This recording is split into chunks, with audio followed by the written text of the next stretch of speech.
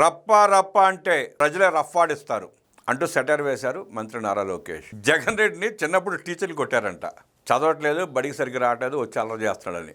ఆ కోపంతోనే టీచర్ల మీద కక్ష కట్టి ఇప్పుడు విష ప్రచారం చేస్తున్నారని లోకేష్ గారు జగన్ రెడ్డి నిజస్వరూపాన్ని బయటపెట్టారు. రాయలసీమగా మార్చడమే ఎన్డీఏ కూటమి ప్రభుత్వ లక్ష్యం. 1,00,000 కోట్లతో చేపట్టబోయే మిషన్ రాయలసీమ ప్రాజెక్ట్ దేశానికి ఆదర్శం కాబోతోంది అని మంత్రి నారా లోకేష్ పేర్కొన్నారు. రాష్ట్రంలో కూటమి ప్రభుత్వం ఏర్పాటే 2 ఏళ్లు పూర్తి చేసుకున్న సందర్భంగా చంద్రగిరి నియోజకవర్గం దామినేడులో నిర్వహించిన విజయోత్సవ సభకు ముఖ్యమంత్రి చంద్రబాబు నాయుడు, ఉప ముఖ్యమంత్రి పవన్ కళ్యాణ్తో కలిసి ఆయన హాజరయ్యారు.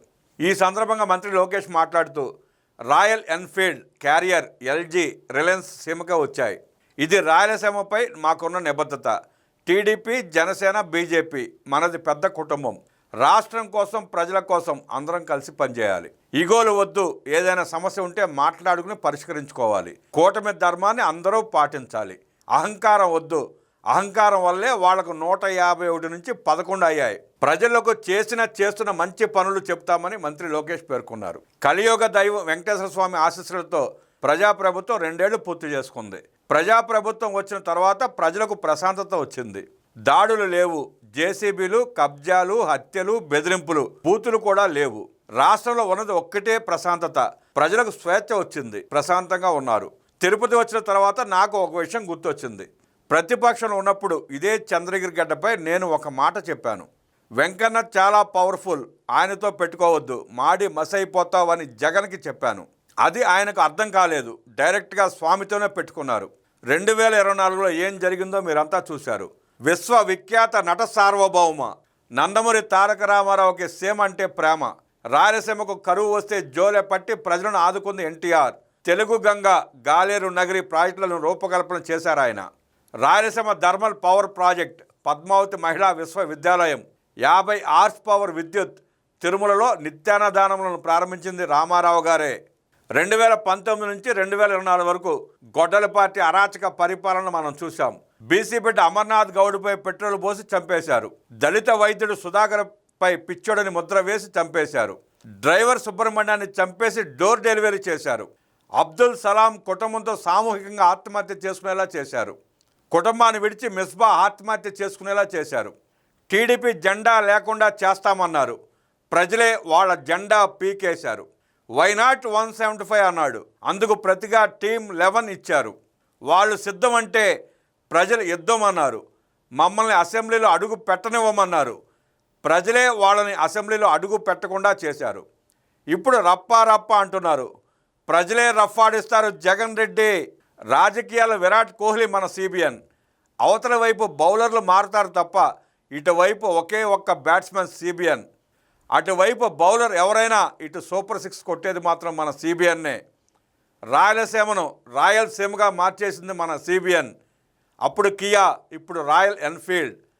డ్రిప్ ఇరిగేషన్తో సీమలో బంగారం పండేలా చేసింది మన CBN. హంద్రీ నివా సుజల స్రవంతి ద్వారా కుప్పానికి నీళ్ళిచ్చింది మన CBN.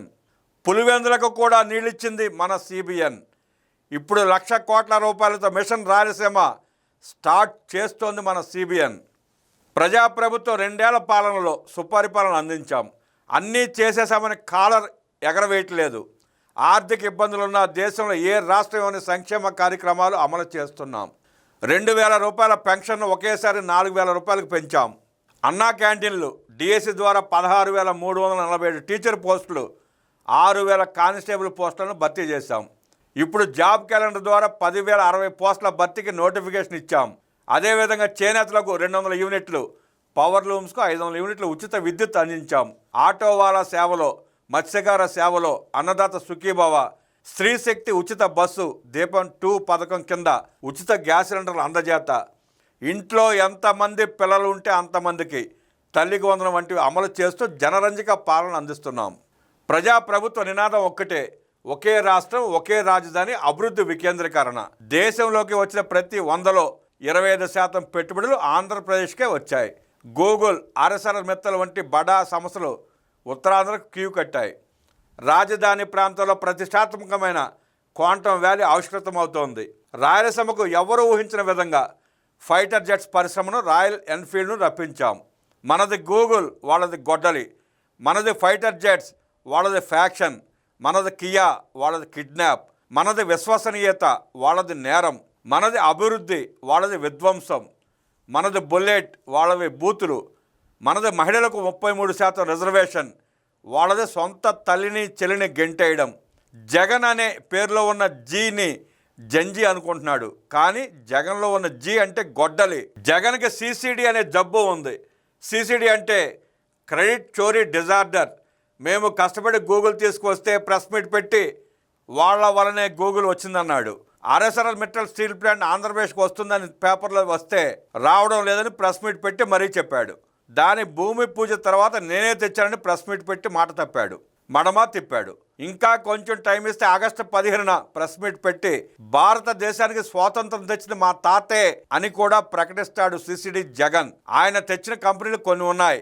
అవి Andhra gold, president medal, gold medal. Jagan చిన్నప్పుడు 10వ తరగతి పేపర్ లీకులు దొరికితే వాళ్ళ టీచర్లు చితగ్గొట్టారు. అందుకే ఆయనకు టీచర్లు అంటే కోపం.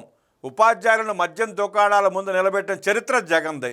మెగా డిఎస్సిని అడ్డుకోవడానికి 226 కేసులు వేశారు. 150 రోజుల్లో మనం మెగా డిఎస్సి నిర్వహించి 16,347 పోస్టులు భర్తీ చేశాం.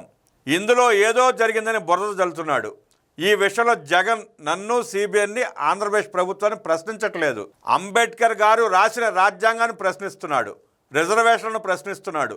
జగన్ మీరు ఎన్ని జన్మలెత్తినా డిఎస్సిని ఆపలేరు. నేను పాదయాత్రలు ఇచ్చిన హామీని నిలబెట్టుకున్నాను. జగన్కి కనీసం దేశభక్తి కూడా లేదు. మేము సాగర్ డిఫెన్స్ కంపెనీ తీసుకొస్తే దాని మీద కూడా నకిలీ ప్రచారం చేశాడు. సాగర్ రక్షణ సంస్థ దేశ రక్షణ కోసం బోట్లు తయారు చేస్తుంది. కనీసం 1000 మంది మత్స్యకార పిల్లలకు ఉద్యోగాలు కల్పించేందుకు సాగర్ సంస్థను మేము తీసుకొస్తే అనేక ఆరోపణలు చేసి ఆ కంపెనీని కూడా తరిమేయాలని ప్రయత్నించాడు. ఇప్పుడు విశాఖ స్టీల్ ప్లాంట్ గురించి మాట్లాడుతున్నారు. విశాఖ స్టీల్ ప్లాంట్ ఇబ్బందుల్లో ఉంటే 2 సార్లు కాపాడిన చరిత్ర ఎన్డీఏది. స్టీల్ ప్లాంట్ క్లోజ్ చేసి అక్కడ రాజధాని కడదామనే ఆలోచన మీది. మొన్న స్టీల్ ప్లాంట్లో ప్రమాదం జరిగింది. కొంతమంది కార్మికులు చనిపోయారు. చనిపోయిన పర్మనెంట్ ఉద్యోగి కుటుంబానికి ప్రజాప్రభుత్వం 2 కోట్ల రూపాయలు ఇస్తుంది. కాంట్రాక్ట్ ఉద్యోగి కుటుంబానికి 1 కోటి ఇస్తుంది. అంతేకాకుండా పర్మనెంట్ జాబ్ ఇస్తున్నాము. ఎవరైనా ఎక్కువ ఇవ్వమని అడగొచ్చు, కానీ జగన్ 1 కోటి ఇవ్వమని డిమాండ్ చేశాడు. ప్రపంచంలో ఎక్కడికి వెళ్ళినా మనకు గౌరవం దక్కుతోంది. ప్రపంచం మొత్తం మన దేశం వైపు చూస్తోంది. దానికి కారణం మన గౌరవ ప్రధాని నరేంద్ర మోదీ. ఆయన రికార్డులను బద్దలు కొట్టడం ఎవరికీ సాధ్యం కాదు. దేశం మొత్తం నమో అంటే నరేంద్ర మోదీ, ఏపీలో మాత్రం నమో అంటే నాయుడుజీ, మోదీజీ. అనేక రాష్ట్రాల్లో డబుల్ ఇంజిన్ సర్కార్లు ఉన్నాయి, కానీ ఆంధ్రప్రదేశ్లో డబుల్ ఇంజిన్ బుల్లెట్ ట్రైన్ సర్కార్ ఉంది. Visakha steel plant, Visakha railway zone, Amaravati, పోలవరానికి నిధులు, ఫైటర్ జెట్, ఏఎంసీఏ ప్రాజెక్టు వచ్చాయి. త్వరలో కర్నూలుకి హైకోర్టు బెంచ్ తీసుకురాబోతున్నామని మంత్రి లోకేష్ చెప్పారు.